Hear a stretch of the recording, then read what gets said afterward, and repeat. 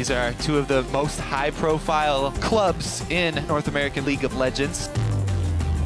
Last time we played C9, we crushed them. Oh, wow. Binding! So many ults, it's all it's gonna take. Afro binding, oh no, High can't juke it. He's gonna go down. What a dominating performance here. CLG took Cloud9's strategy away from him and outplayed him. CLG will be very tough. It'll definitely be our hardest match. Yeah, Cloud9's, they're healthy competition. While CLG are looking very strong, they lost to TSM due to late game pressure. Team Solo mid, persevere! And they take them! My God! Cloud9 looked really good yesterday. And they find him. All that preparation. This is a punishing play style here from Cloud9. The only question is, can they keep it up? Every time we think that they're back, they've had games where they make just a lot of mistakes. Let's see.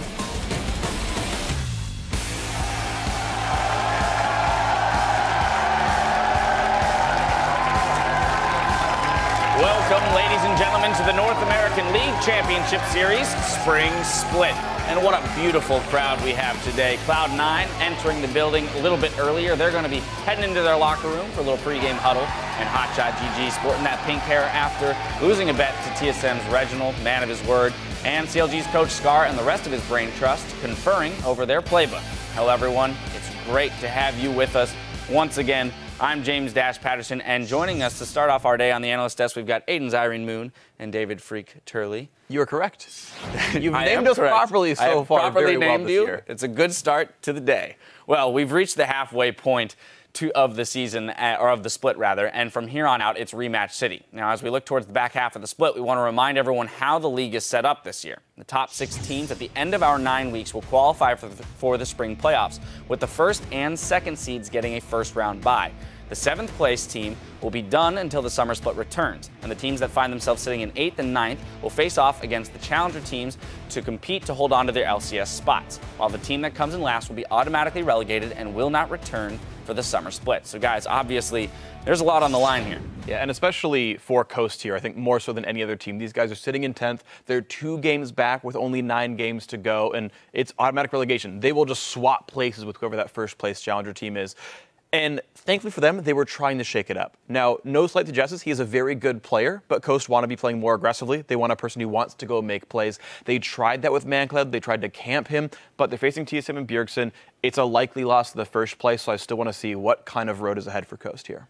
And I want to talk about a team that is looking at a first-round bye that hasn't in a very long time. It's CLG.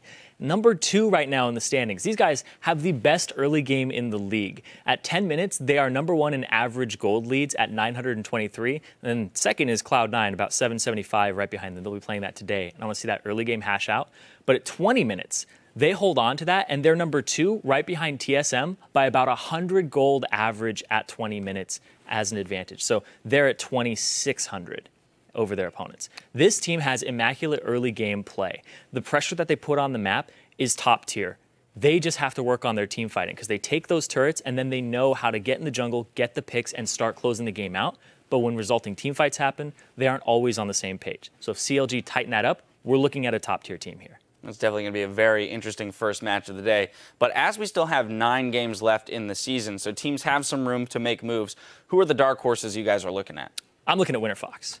They have been 3-0 in their last 3 games here, and Altec has been going crazy. He has a 45 KDA in those 3 games. Absolutely ridiculous right now. They have Imagine in the bottom lane, coming in for Glebe, who's been supporting and subbing them for the season. They have Paragon finally here as their coach. They're speaking in Korean, so their communication is just going to go up here. Altec, he's going to sit along the sides, and they've basically come with this formula where Altec sits in the back line, does his thing, and then they have Avalon and Helios. The Bash brothers go in on engage-type champions. Pobelter plays an assassin, and then their support, whether it was Glebe or Imagine, are on some type of hard engage champion. When they found this style, they found a lot of kind of success with it, and I want to see them keep doing that because this makes them look really good. They definitely can start being in the conversation. Yeah, and I agree, WinterFox are definitely, I feel like, are part of the conversation right now, but a team that I think also sort of really wasn't expected to do well is Gravity. These guys weren't even supposed to be in the LCS, except we expanded to 10 teams. And, okay, they look pretty good in expansion tournament, but, you know, what does that really even mean? Well, turns out it means they're tied for 3rd right now. which is absolutely incredible. They're getting more wins than losses. They're beating a lot of these very strong teams. And it's incredible, especially when you think about it, like, they're doing better than Team Liquid, who benched 3 of the members that now show up on Gravity here. And it's like, my God, Liquid, you're having a really hard time getting a good AD carry. Like, well, what happened to Cop? Oh, right, he's carrying Gravity into 3rd place right now. Like, these guys have absolutely made a name for themselves that they are certainly not done playing professionally. Yeah, and Curse Academy picked up Cop after promotion tournament when they lost, and then brought him in expansion, and he was a big part of how they even made it in, and he's just grown from there. Yeah, it'll be exciting to see if they continue to grow. And as Freak said, it is a very interesting kind of analogy there, the fact that they're the benched players that are now performing better. Well, you guys were busy calling out highlights with the hashtag LCS Big Plays yesterday, and your favorite is how Lustboy says happy birthday to his star mid laner. At Law School Gamer writes, Lustboy with the flash to get in front of the Blitzcrank cook. He definitely went YOLO to save Bjergsen. Let's take a look.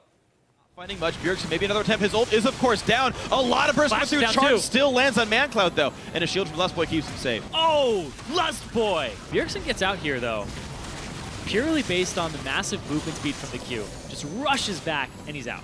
Sheep has to run out. Lustboy flashes into that. That's amazing.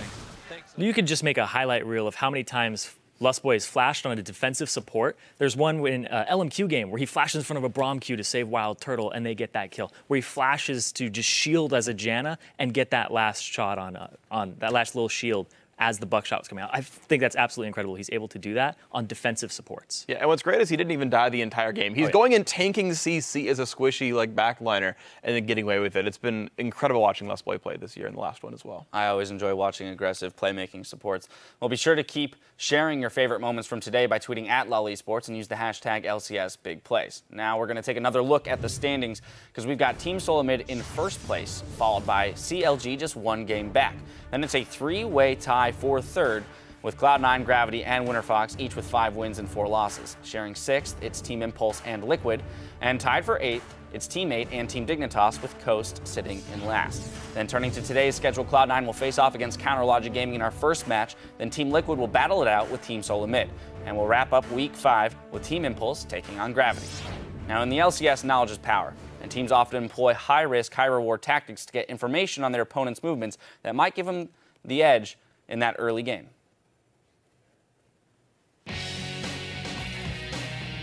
Level 1 deep warding basically allows you to decide your lane.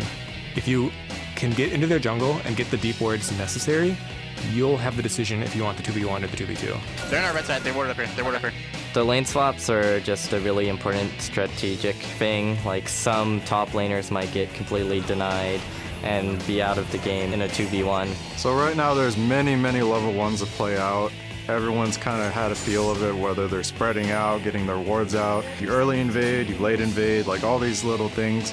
But the most important thing about these wards is knowing where that jungler is going to start and which lanes are going where. They're top. They're fast pushing. Looks like I'm safe. Okay, 2v1. 일단 2대1 수합 메타에서 지금은 천천히 슬로우 푸시해서 상대방 탑을 다이브하는 것보다는 이렇게 내 쪽으로 당겨서 프리즈하는 메타가 더 좋기 때문에 Cloud9 actually did a better job. They froze their lane and forced Chris to come out to try and soak up that experience. I would say lane swapping is more prevalent, and that is kind of due to Gromp and doubles being a thing. If a team decides to do Gromp or doubles and you don't lane swap versus them, they'll get a big advantage in the 2v2. I would say that sometimes the level 1 and lane swap decides at least 30% of the game already because of how snowbally it can be. Would you believe it? Team 8 take down Team Solomid. And the reason for that is because every year, every day, every month that goes by, League of Legends teams are getting much better, and it becomes much harder to not get shut out. And it is really incredible how teams like TSM, CLG, and all these guys manage to stay at the top with all these innovations going on. They're constantly studying the game, constantly learning what is effective, what beats what's normally common out there. And hey, props to these guys for staying at the top of the game. Yeah, I've loved to see the minor tweaks, even that we've seen CLG do to the lane swap with pushing people off turrets and manipulating that experience range. Well, we're going to waste no time, so we're going to throw it over to the casters to get the